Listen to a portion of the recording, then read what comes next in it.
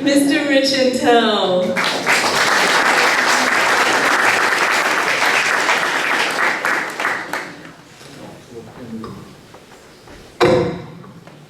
Well, I don't have to worry about being too emotional now, which is good.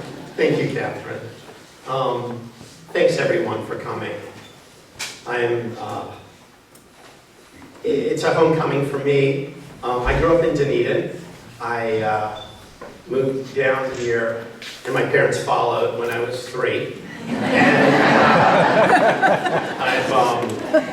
I went to San Jose and Dunedin Middle School, which was a junior high at the time, and then Dunedin High School. And then ended up going up to Dartmouth College. And while I was there doing physics, I had always, while I was growing up, done art. That was really a passion, art and music. And spent my evenings in my room sitting on the floor with the record player going and drawing and painting. And also really had the opportunity to experience the early days of the Dunedin Fine Arts Center. And when it was just a single room, if that, and my mom was doing the sidewalk art shows down at the Dunedin Marina. And it was a wondrous world then to see that. And I really met a lot of artists here, adult artists when I was a kid who really inspired me. And I continued to work, and in fact, so much so that when I went to college, I really didn't feel at the time a need to do art in the classroom because I was always doing it. I did do some evening classes in figure drawing and the like, and I always drew wherever I traveled. But I'd heard and seen this man, Ashley Bryan, who taught drawing, and I took one class, an introduction to drawing, and it was truly inspirational, and over the years he became a person who, in the 90s, when I was really struggling for some direction, I work as a physician up in Maine, and also have done a lot of art. I thought of Ashley, and so I made a pilgrimage to his island, as a lot of people do, in Maine, and became closer with him. And also met another dear friend, a woman on the island who had known Ashley, and they had worked together in the 50s, named Rhoda. And so I continued to work, and then I ended up, when I left the island as a physician, as a family doc, I was asked to travel with Ashley. My excuse was that I could be a doctor first trip, and but in reality, it was just an enormous experience for me. And I think in some ways, some of the idea of animals sort of that rejuvenated me came from those trips. We did, Ashley does a lot of literacy work and work with some extremely poor and communities also stricken with HIV in South Africa. And I really met a lot of folks through him. So Ashley actually came down especially for the show. He's in his 92nd year, and he has really been an inspiration to me. So he is going to read a poem that I'm using as sort of the theme for this work in a few minutes. And then we did work on a book of puppets. I was really inspired. He had a show here that Catherine put together and that Ken was a part of. That was a wonderful show in the other gallery.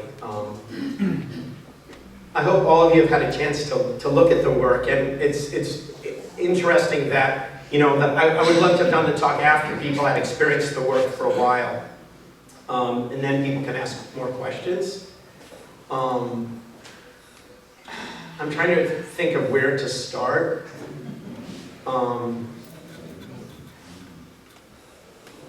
This is a group of work that I've done over the last 2 to 2.5 years. It started with, I made a couple of heads for a restaurant that was a pizza place in the mid-90s. I will show you some of the background work. It didn't just come out of that, but I made a head of a bull covered with photocopies of my dog's fur, and also a fish. And when the restaurant closed in 2010, I was able to get one of those pieces back, and a friend of mine brought that back, and it was, I looked at it and it really brought me more joy than a lot of the work that I had been doing. And And so I started to work on these pieces, and these are pieces that have really come up, except for the stag there, the very first piece, in the last 2 to 2.5 years. I would love to get questions from folks. I'll just start talking if I'm drifting off, or if there's any. You want to do questions right away? Because I can bring the microphone. Well, if people have questions, let's start with a few questions, and then I can go on and talk a bit. Yep. I was wondering how you started. Did you actually start on the scale, or did you work a small scale? Did you do drawings? How did you come about to create these? Well, I'm going to show you a little bit about sort of where the early cardboard pieces come from, but I decided, I guess one of the choices was to work off the wall, and so the scale sort of comes from that. And as I became more comfortable with things projecting off the wall, I felt like encountering them more as their true sizes or half their true sizes, and so that's really where they come from. My earlier work was much smaller. Maybe we could start with audio-visual. Let's see if I can get this to come on again here.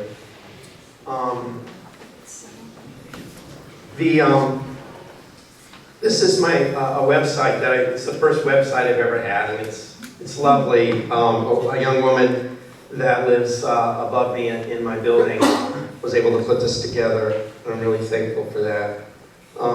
What I'm just going to show really quickly, because we're here, is that's me in 1984 while I was in medical school in New York City.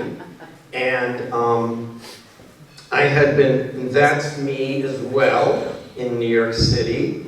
And that's on my rooftop. In the 80s in New York, homelessness was more visible. I'm not sure if it was more prevalent, but it was more visible. And there were less resources, so people lived on the street, and a lot of people lived in cardboard boxes or slept on cardboard and the like. And there was a lot of broken furniture, cardboard. New York wasn't the place it is now. It was sort of at the beginning of its heyday, maybe, as it is now, but it really was a more empty place. And so I was picking up cardboard and other things. I've been interested in homelessness and understanding, like, the diverse ways that people are forced to live in society, and done some work looking into that in college as well. And so I picked up a lot of cardboard, and I did paintings on that using mostly just gesso. This is just a large piece of cardboard, and I'll just show you a few more. These are some drawings that I did. These are smaller. And these pieces are usually the figure of a person, like there was a woman that was feeding the pigeons all the time that was homeless near where I lived.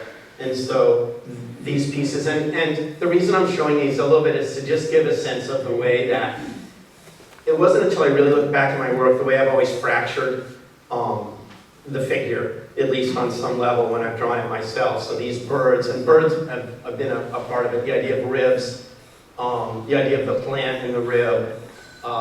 This was probably partly from the railings in the hospitals. So I was starting to work in hospitals in New York. Here's another one of those as well. And let me just show a few more from there. I don't want to dwell too long. These are just some images on cardboard of figures that are burdened down or somehow in the environment on their own. What paint are you using? I'm using gesso, just house paint. This is, I ended up in medical school, and 2 years after I was there, from those paintings I was accepted into Skowhegan School, which is a wonderful rural laboratory, in a sense, in Maine. Ashley had been there in the 50s and has a beautiful fresco in a meeting house there. And I ended up doing what is, most people at that point were still working with painting and traditional sculpture, but I basically used cardboard, and I created this sort of shaggy cave, sort of, again, the idea of shelter. I don't think I really connected it as much with homelessness as I do now, but it was also this idea of using common materials. And then at my feet right here is the beginnings of the cardboard pieces that came off the wall. So this is like what my studio looked like at the end of the time I was there. Very little of it I could bring home, but these again are little sculptures. They're really tiny, you can't see them, but they have some animal-like quality. And then I did some drawings that were related to those ideas. They're blurry pictures done with, you know, the cameras that were around then. And this is sort of a close-up of what the wall looked like, which is just using a little bit of corrugation and cardboard. And some of the off-the-wall pieces. And there's a piece that from behind. That's as many pieces as I could find on that.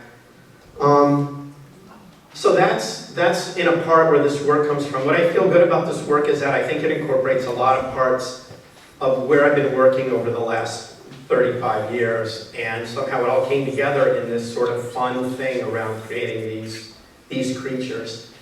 Wherever I've traveled, in part like, you know, in Ashley's class, you know, really picking up again on the joy of drawing. I've always drawn from museums and collections, and so most of these are from the Metropolitan, but they could be from the museum in Seattle and the like. And these are sketches that are done in the museum.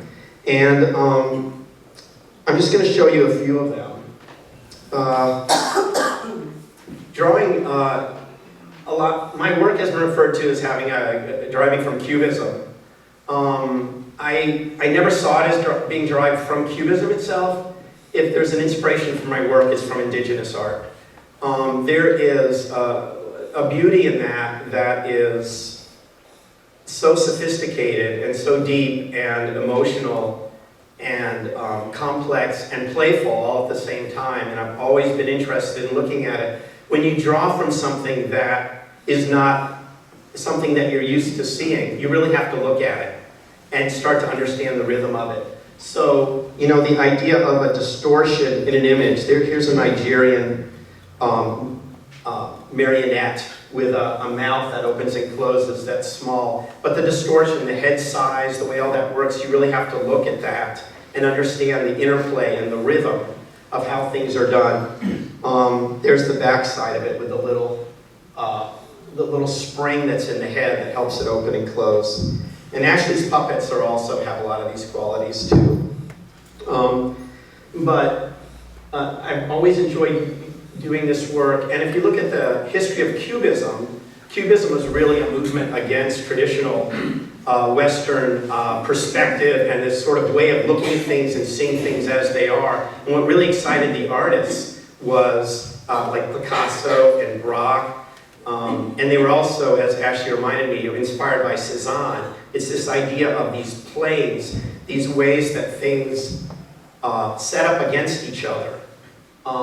And the way that the form is moved into something that somehow speaks on a higher level than necessarily that animal itself or that form itself. Because it can exaggerate portions. For example, like how many beasts like this, if there was something like a ram, have teeth like this? And that was one of the things that I thought about in my own work. If you want to show a fierceness of something that's wild, like if you look at the Children's Museum right now down the hall, and you'll see where the wild things are, and those mean animals, they all have sharp teeth. When you look at indigenous art, you look at something like Tibetan art, even the elephants, the deities, the protectors, the ones that are there and fierce and make sure that you're safe, they have teeth. You know, they show a sense of wildness. You know, a dog without teeth barking doesn't give you that same fear, I don't think, as it would otherwise. So these are kind of things that they, you know, just knew to use in their work. You know, as well as these really pristine small structures. This figure I've drawn like 50 times. But that distortion of the head, the jutting of the chin, the way that all works, this sort of crown that is also the hair. And this is a piece that's been eroded over time as well. But those are the things that I've really taken my inspiration for this work from. So these are all different drawings, probably about 6 or 8 inches tall, that I've done with that work. And then these are some pieces that I've been playing with cardboard for the last 20 years. I just started to decorate my house These are just little birds, just taking hot glue and cutting pieces of cardboard. And I always tended towards the asymmetric in this idea that, such as in Cubism, one of the ideas of Cubism was this idea that what you were looking at was something from many perspectives at the same time.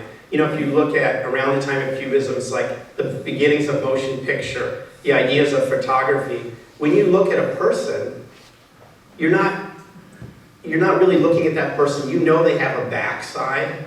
You know that when you see a portrait of them that they have legs. You know that they can turn their head. But how do you show that if you're just doing a single image? How do you give that sense of the past, the present, the future?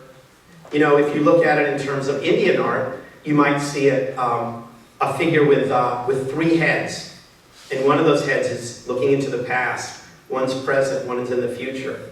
If you were thinking about being present, you could think of yourself as being in that central head. And you can let go of the past because there's something already looking there.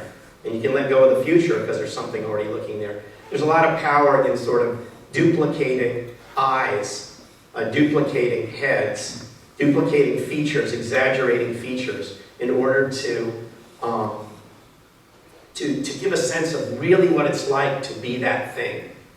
And that's speaking higher than these are, but these are just little sweet birds that are as much about geometry and playfulness as they are about anything, and they were just a great comfort to me. I've never shown those in museums, and I dug them out of a cardboard box that I had in order to do that here. I've also done a lot of monotype, and a lot of this work is related a lot with woodblock and fabric design. And so these were prints that I did. Monotypes are where you paint on a piece of glass or metal, and then you put a piece of paper on top of it and you run it through a press. And you get a really kind of transparent, rich image. But from my travels in India in 1993, and also just my love of textiles, I've collected a lot of wood blocks, and also just been really interested in design. So these pieces are images, and in some ways they're related if you thought of that as being like an animal head, or this idea of a central figure that's asymmetric at the same time. And let me just go through these. These are monotypes, but I'll just show you a few that Ashley had pointed out to me, sort of related more with this work. They're a little harder to see on the screen here, but some of these were actually shown here in a print show at one point. But again, these have woodblock prints throughout them. They have areas that are sharp edges that sort of define that space. If you look at one of the secrets of doing this work is that if you put eyes on anything, it becomes alive. And once your mind sees eyes in some driftwood, or you're in bed at some old camp and you look up at the wood ceiling and then there's a face there, and then you can't not see that every time you look. I mean, that's got to be a part of human beings and the way we see things. So with this work, in a sense, establishing the eyes establishes the head, helps you really read that as a creature, as a living being. And even so that's that work. And my more recent work, and I did show this piece as well here in a show called Encircled that Kathy put together. This work is about mandala work, but in a sense, I'm doing a little bit of the same thing here, where the mandala, the center of it, which had to do with imperfection, has like lots of ears in it. So the idea of multiple body parts, the idea of listening. And in Indian art, there's a god called Avalokitesvara, which is 1,000 eyes in 1,000 palms. That idea of taking and putting things in different places, an eye on a palm, is a powerful image. We get scared of those kinds of images in some ways, or don't get them. But just thinking of them for what they are, 1,000 hands with 1,000 eyes, and they can reach out and see you and touch you. So there's something about distorting the figure actually makes it more powerful, or helps it read better. Yes. Well, yes. So these are just some pieces. And then I started to do these pieces. A friend who's a violin maker and close friend, he was a millwright and then he took a violin class about 25 years ago and decided to make violins. And part of what you do when you're a violin maker is you fix violins. And a lot of people would bring violins in. If you look at the violin here in the elephant's trunk, it says Stradivarius on it. Because most violins do. On the inside, they say modeled after a Stradivarius, but as I had the experience, when you shine a flashlight in and see that, you freak out. Oh my God, what do I have here? So you bring it into the store and say, my kid's gonna play violin, I've got this amazing violin. And a lot of times he would say, it's gonna cost so much more to fix that, and it's not gonna sound as good. I'll take it in trade, So he would take that violin, and he had a whole bunch of them, and I would go into his shop, and initially, I think I have one in here. Let's see if I do. That was the plan. Oh well. One of the little tuners, he used to give me some of his little tuners initially. I had those, and when I was working on this stag right here, the very first piece, as I did the antler, I realized that golden antler there had a quality of the back of a guitar. That's how this work all started. So I put 3 tuning pegs in it, and it sort of sat there for a while. And then I realized, well, let me carry that metaphor through a little bit further and put some strings from the antler into the head. And then I changed the shape of the head so that it read more like a guitar. It stayed like that for a long time. And then there was a show, this was the earliest piece, that was called a Cardboard Nation. A Corrugated Nation, it was what it was called. And so before that, it just didn't feel finished. He had given me a bow, and I just put the bow through the stag's head. I guess for fun. And it was like a mystical, honestly, it was sort of a little bit of a mystical experience because I realized that bow was an arrow and a bow, and that as it passed through that stag's head, it was playing on these strings that this stag had been born with. So that this idea of, at the moment of death, like hearing a chord. And I mean, I can't actually get my mind around that metaphor, but it's really powerful. And those are the metaphors that I love, the ones that constantly have a mystery. And I realized that the idea of musical instruments really could add a certain singing, a certain other layer to the idea of cardboard. And that's really where that comes from. So all of these pieces were built with that idea. And in a sense, that's the strongest metaphor. I mean, I don't think I've been able to sort of duplicate at that level that idea of story. But these all speak in that way. The white boar over there was my second piece after going with Ashley to Africa for the first time, and it was sort of warthog inspired. Warthogs are hard to get your mind around, I guess, unless you watch Lion King a lot. And I started with a memory of warthog, not wanting to look at warthog, and I made a piece which sort of has a warthog to it. And then I sort of created a beard on it and had a goat-like quality. I thought that I was going to move all the creatures in that direction, but I realized after thinking about it that animals are way more creative looking than anything I could come up with in my own mind. I mean, who can think of an elephant except an elephantness, or tigerness? So I paid a little bit more attention to the idea of animal. And I basically usually start with an idea of animal, but not really a shape or size. And then I build everything from a cardboard using hot glue.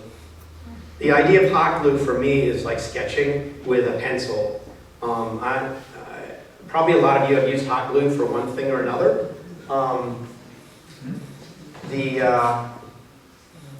But it's like, you put a piece of piece of cardboard, a piece of hot glue, you glue it, 15 seconds later, no matter where you put it, it's there.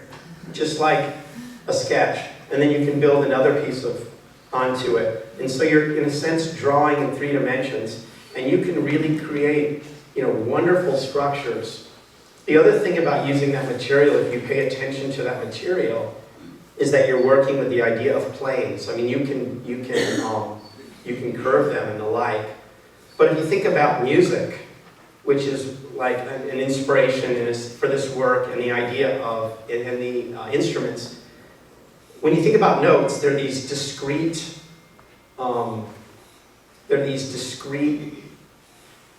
spaces, that are held by that sound.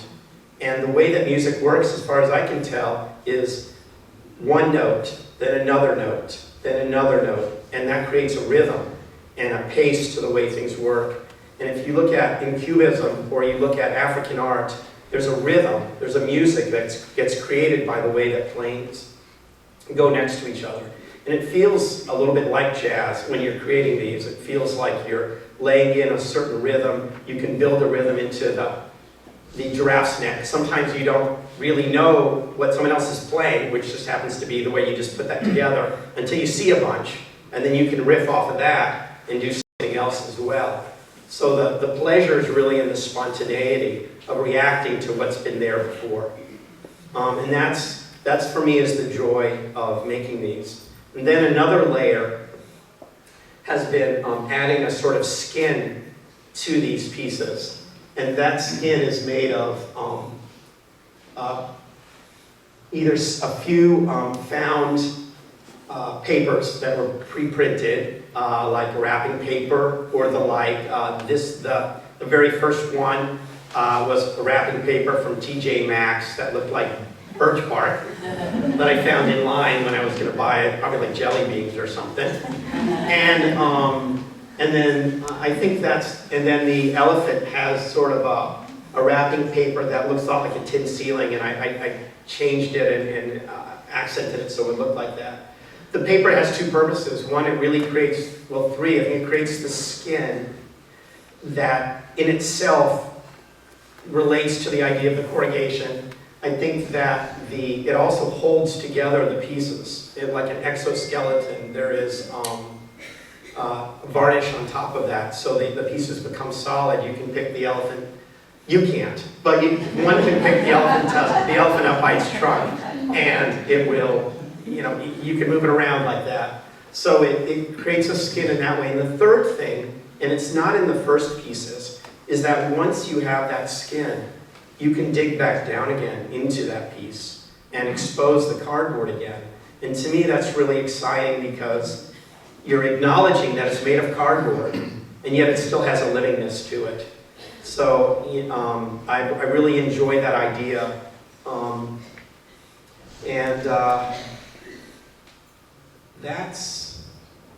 trying to think if there's anything else that, I can take some questions if folks have it. You talked about the grand piece of teeth reminded me of piano. Yeah. Piano piece. How do you read the question? She said that the teeth on a drawing reminded her of piano keys. And in my, the gator right there is made of piano parts. Rich, how much do pieces weigh? They're like 20 pounds. They're incredibly light, really light. I rented a truck and snuggled them all together with bubble wrap and was able to bring them down. Hey, Tony. Hey, Rich. Hey, what were some of the biggest technical challenges you had to overcome, based on an idea or whatever? Technical challenges always rule. I just let them have their way. So in a sense, it's like whatever can be done is done. I think that in some ways, as I get towards the end of the piece, like creating a lot of those facets, the facets of the piece, and then having them all integrate together. The buffalo on the left side that has the guitar on it was an area that initially I sort of challenged myself by putting the guitar there. The left side of the buffalo, the right-sided face of the buffalo was not complete, but felt like it was speaking for itself. And the left side, by putting that guitar, I sort of reacted against it until it came alive for me. So that's more of the technical challenge. The giraffe, I did initially in my mind, and I built the neck and everything, and I had it bending forward, like I wanted it to bend into the room. And then I realized it looked like a dragon or a brontosaurus, but it didn't really look like a giraffe, so I went back and looked at some photos and realized that giraffes don't bend their necks forward. You know, they always spread their legs and they can twist to the side. So some of it was, so I rebuilt that piece. Yeah. I'm interested in the shadow. With the elephant and the shadow behind it, the shadow suggesting the bulk of the elephant's body. And when I look at the giraffe, there are two shadows, one on each side. And it suggests movement to me and an aliveness. Were you thinking about the shadows and how they would create even more dimension and depth on it? I was thinking about it a little bit. I wanted to make sure we had good spotlights here, and they were wonderful about making sure we had that. It was really Catherine and Anne who, when they installed the work, really focused on the shadow portion. It was a contrast between, in the last show that I had, which was at the Maine Jewish Museum in Portland, Maine, the work was lit brighter, and in some ways it's great because you can get up close and look how things are made. And the way the lighting here, it has a lot more drama to it. And that's really Catherine and Anne doing that. Well, I think the lights won't work unless you have the object that helps. Yeah. Shadows for you. So. And then there is the little girl here, the little conductor, and she's in the center of the room. She wasn't at the Maine Jewish Museum, but for this space, because it felt like it was just stuff hanging on a wall, in the Jewish Museum there was a hallway you had to walk through. So in a sense it gave these animals their place. You know, you could imagine in someone's home where you have to walk by them. Here, where people sometimes come and stand in the middle of a gallery, look once, and then walk out, I wanted their sense that this was a whole space. And so I just sort of dreamed of this little person and just made her in the last 3 weeks. And she's made of cardboard and sculpture wax. And she's conducting. All you kind of one piece, or you move from piece to piece, or you kind of focus? I used to work on just one piece at a time, but I get so like fussy and involved with, because I love the surface. So now when I get a piece, I probably work on 2 or maybe 3 pieces at the same time. Do you start with sketches, and how planned are they before you actually get going? They're not planned. Yeah, I've sketched one. I think I sketched this, the boar once while I was doing it. I'd love to draw them now. And I'm planning on doing some monoprints, monotypes that are related to those. But it's really more about, I use an X-Acto knife or a box cutter as an eraser. And as I was telling you all earlier, a lot of times you make something and there's this part that you think is so great. You know, that part I'm keeping. Then you build this whole other part and you realize that's the part that needs to go.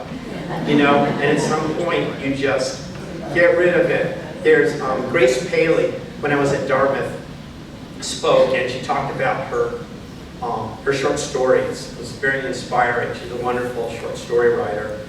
And she said, I write my stories. That doesn't take a lot of time. What takes a lot of time is erasing all the lies. And this idea of getting rid of the stuff that doesn't belong there in order to sort of bring it back to what really speaks to you. So sometimes it's sacrificing some of those things.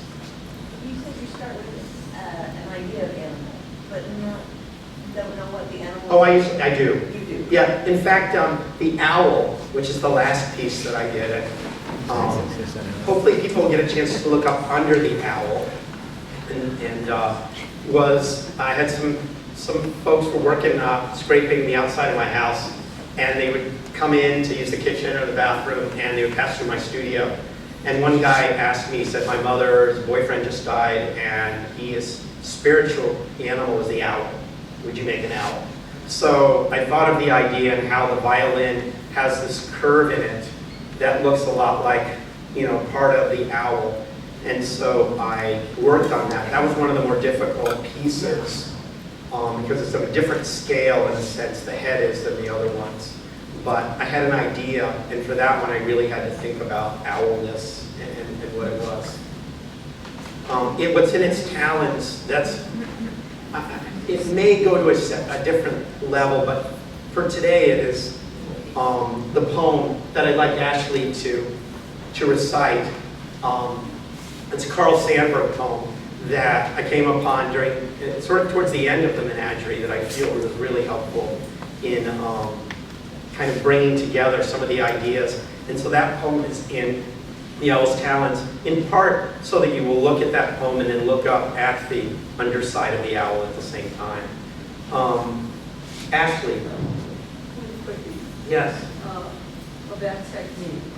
We use haiku all the time, and to use any armature, I put the whole time with the trunk of the elephant. Yeah, cardboard is amazingly, there's a reason it's been around for like 150 years, honestly, and it is remarkably strong. But I think the key to these in some ways is putting paper around it, and then that paper is saturated, almost like a paper mache, and you can see those piñatas. And so they do actually have this structure, and picture a piñata with like paper that is, a 1/4 of an inch thick. It's incredibly solid. And I used to build things that fell apart, and I try to make them stay together now. And in doing that, it actually changes the structure sometimes for the better. Yeah, Ashley, would you, I would just introduce Ashley for one more second. He's a man who's written, I think, 45 or 50, and illustrated 45 or 50 children's books. He's done everything from going on shore at D-Day to having a Fulbright in Germany, to going to Columbia for philosophy. Let's see if I get any of this wrong. To being just always been very interested in art and the spirit of art. And then in the 70s, I met him at Dartmouth. When he retired, and before then, he was living a lot of his life out on a small island that has 70 full-time residents that's off of Acadia National Park or Bar Harbor up in Maine, and has a house just filled with things. And they're actually building now an Ashley Bryant Center to house his stained glass and his some of his books, some of his paintings, and most importantly, his spirit. So I've asked him, the thing that I've enjoyed the most about him over the years, honestly, is his presence and his ability to have access in his mind to hundreds and hundreds of poems, and to be able to speak them at any moment that happens in the day. So he did one yesterday when we were in Kenya once. A piece of broken a light bulb or something fell onto the ground, and occasionally people would test him, like, Ashley, do you have a poem for that? And he does. And there was a poem, I'm not sure if it was a Keats poem or The land is shattered, the light in the dust lies dead.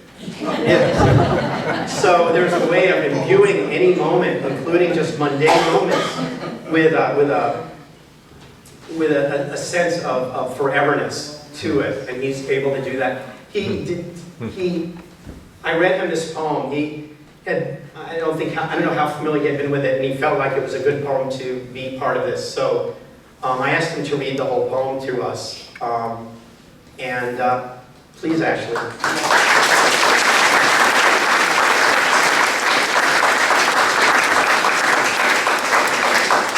This is the poem that Richard loves and applies to the exhibit. So I said I would read it, although it's not a poem that I have grown with, but I've taken it and have been reading it. It's called Wilderness by Carl Sandburg. There is a wolf in me, fangs pointed for tearing gashes, a red tongue for raw meat, and the hot lapping of blood. I keep this wolf because the wilderness gave it to me, and the wilderness will not let it go. There is a fox in me, a silver gray fox. I sniff and guess. I pick things out of the wind and ear. I nose in the dark night and take sleepers and eat them and hide the feathers. I circle and loop and double cross. There is a hog in me, a snout and a belly, a machinery for eating and grunting, a machinery for sleeping satisfied in the sun. I got this from the wilderness, and the wilderness will not let it go. There is a fish in me. I know I came from salt blue water gates. I scurried with shoals of herring. I blew water spouts with porpoises before land was, before the water went down, before Noah, before the first chapter of Genesis. There is a baboon in me, clamoring clawed, dog-faced, yelping, a galoot hunger, airy under the armpits. Here are the hawk-eyed, hankering men. Here are the blonde and blue-eyed women. Here they hide, curled asleep, waiting, ready to snarl and kill, ready to sing and give milk, waiting. I keep the baboon because the wilderness says so. There is an eagle in me and a mockingbird. And the eagle flies among the Rocky Mountains of my dreams and fights among the Sierra crags of what I want. And the mockingbird warbles in the early forenoon before the dew is gone. Warbles in the underbrush of my Chattanooga of hope, gushes over the blue Ozark foothills of my wishes. And I got the eagle and the mockingbird from the wilderness. Oh, I got a zoo. I got a menagerie inside my ribs, under my bony head, under my red valve heart. And I got something else. It is a man, child's heart, a woman, child, heart. It is a father and mother and lover. It came from God knows where. It is going to God knows where. For I am the keeper of the zoo. I say yes and no. I sing and kill and work. I am a pal of the world.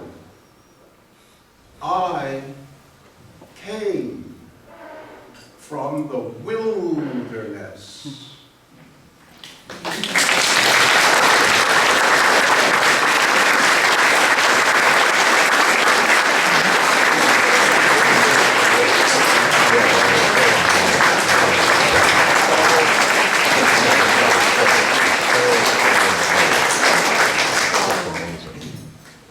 Thank you.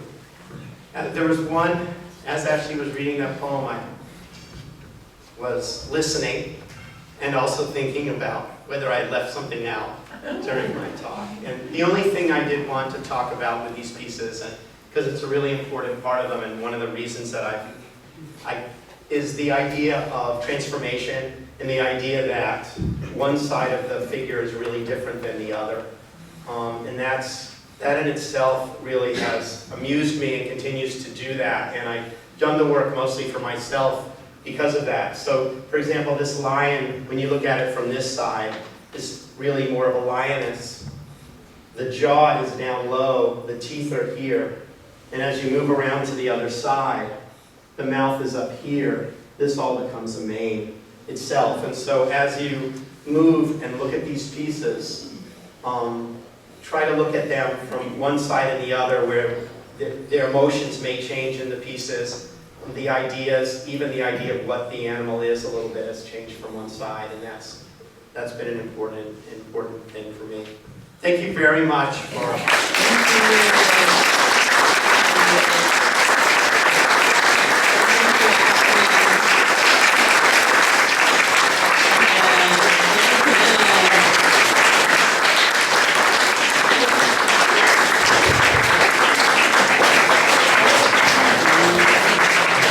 Everyone, one more